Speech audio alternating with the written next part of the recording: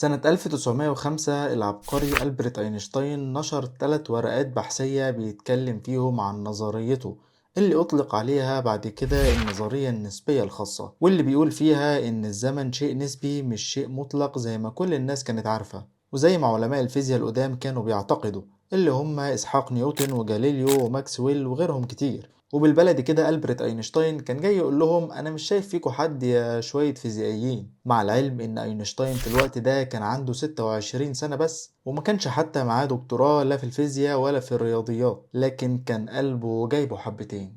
حد لشوق لحاجة؟ ايه؟ والكلام اللي قاله أينشتاين ده كان بيهدم بيه عصر الفيزياء الكلاسيكية اللي استمر لمئات السنين. كان إسحاق نيوتن شايف إن الزمن أشبه بالقطر اللي بيمشي في اتجاه واحد من غير ما يغير اتجاهه. يعني إسحاق نيوتن كان بيشوف إنه ما عندوش أي سبب إنه يشرح ماهية الزمن باعتبار إنه مطلق وثابت في كل الأماكن والأوقات، لكن طبعا كل ده كان بلح. زي ما اتكلمنا الحلقة اللي فاتت عن مفهوم الزمن في ميكانيكا الكم، النهاردة هنحاول نشرح النظرية النسبية الخاصة لألبرت أينشتاين بشكل مبسط جدا. لكن قبل ما نبدأ خليني أفكرك بحاجة مهمة جدا بالنسبة لي، إنك تعمل لايك للفيديو ده عشان ينتشر ويظهر لعدد أكتر من الناس، وإنك تعمل سبسكرايب لقناة مسلماينس عشان تشوف فيديوهاتنا الجاية كلها. ويلا بينا نبدأ. مبدئيا محتاجين نعرف يعني ايه كلام اينشتاين في ان الزمن نسبي ومش مطلق. اينشتاين كان شايف ان مرور الزمن بيتغير بتغير سرعة وحركة الجسم المرصود والمكان اللي انا برصد منه الحركة دي. طب يعني ايه برضه؟ ما انا مش فاهم حاجة. يعني بالبلدي لو في عربية بتمشي بسرعة 100 كيلومتر في الساعة وانت ماشي بعربيتك جنبها بسرعة 50 كيلومتر في الساعة، فانت هتشوف العربية اللي جنبك دي بتتحرك بسرعة كام؟ صح، هتشوفها بتتحرك بسرعة 50 كيلومتر في الساعة. طب لو واحد واقف على الرصيف ما بيتحركش خالص، هيشوف العربية دي بتتحرك بسرعة كام؟ هيشوفها بتتحرك بسرعة 100 كيلومتر في الساعة.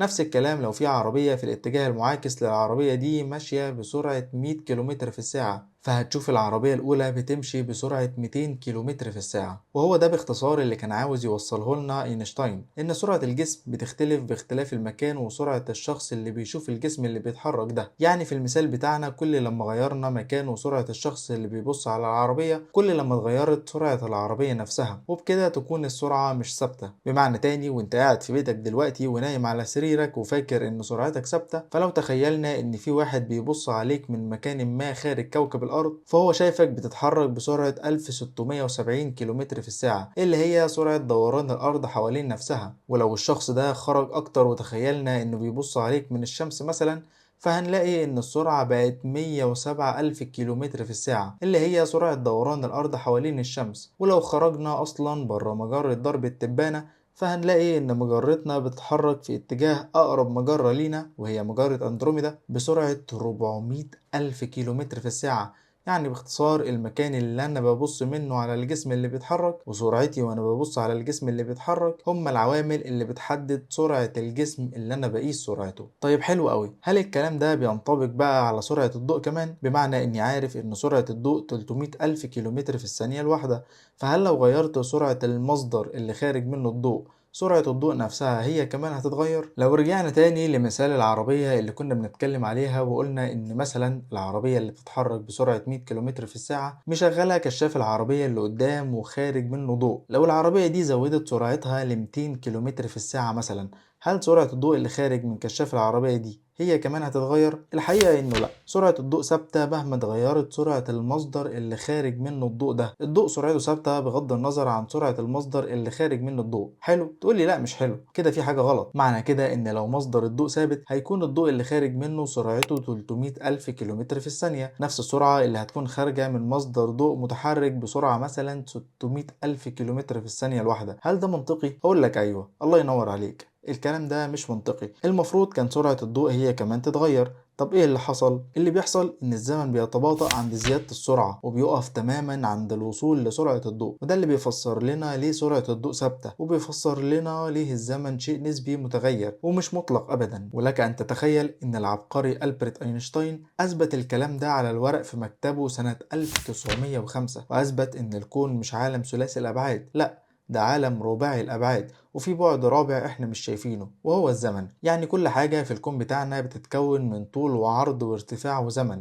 يعني الزمن هو كمان بعد لكننا ما بنقدرش نشوفه زي الأبعاد التلاتة التانيين. كمان أينشتاين قالك إن الزمن بيطول ويقصر ويتمدد زي الأبعاد التلاتة التانيين. والله هو اللي قال كده، أنا ماليش دعوة أنا. وكمان قالك إن الكون بيتكون من حاجة اسمها نسيج الزمكان، واللي هما الأربع أبعاد اللي قلنا عليهم. وزي ما بنقدر نغير في كل الأبعاد التلاتة الأولى اللي هما الطول والعرض والارتفاع، بنقدر كمان نغير في البعد الرابع واللي هو الزمن عن طريق السرعة. كل لما السرعة بتزيد الزمن بيتباطأ ويتغير. وعلى فكرة الأبعاد هي كمان بتتغير بتغير السرعة. يعني مثلا لو شفت جسم بيتحرك بسرعة عالية جدا فأنت في الأغلب هتشوفه أقصر بسبب انكماش الطول، زي ما بيحصل مثلا مع الطيارة أو الصاروخ في السماء وانت شايفهم أقصر من طولهم الطبيعي. ولو فرضنا إن الجسم ده وصل لسرعة الضوء فساعتها طوله هينكمش تماما وهيوصل لمجرد نقطة واحدة. ونيجي بقى لسؤال مهم، ازاي تم اثبات كل الكلام اللي قاله اينشتاين ده؟ مش يمكن كان بيهري مثلا؟ قبل ما اجاوبك بس خلينا افكرك تعمل لايك للفيديو وسبسكرايب للقناه، دعمك ليا هيخليني استمر في تقديم المحتوى ده بافكار افضل ان شاء الله. كلام اينشتاين ده تم اثباته سنه 1971 لما عالم الفيزياء جوزيف هافل وعالم الفلك ريتشارد كيتنج جابوا ساعتين ذريتين. وخليني اقول لك ان الساعات الذريه دي بتكون دقيقه لاقصى درجه، وظبطوا الاتنين على نفس الوقت بالظبط، وخلوا واحده فيهم على الارض والتانيه حطوها في طياره وخلوها تطير بسرعات عالية جدا. وبعدها جابوا الساعتين جنب بعض واكتشفوا ان الساعة اللي كانت في الطيارة الوقت فيها متأخر بكام ثانية عن الساعة اللي كانت على الأرض. وده كان أول إثبات على صحة النظرية النسبية لألبرت أينشتاين. نفس الفكرة اللي حصلت في فيلم انترستيلر لما بطل الفيلم كوبر كان على الفضاء والوقت بيمر عليه بسرعة مختلفة تماما عن بنته ميرفي اللي كانت موجودة على الأرض. ولما رجع الأرض بعد سنين كتير جدا لقى إن بنته بقت أكبر منه في السن، ده لأن الوقت كان بيمر عليه بشكل أبطأ بكتير جدا جدا من الأرض.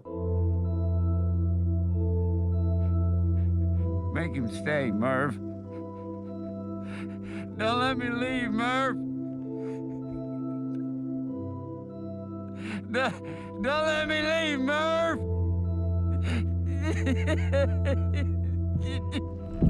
No! No! No! No!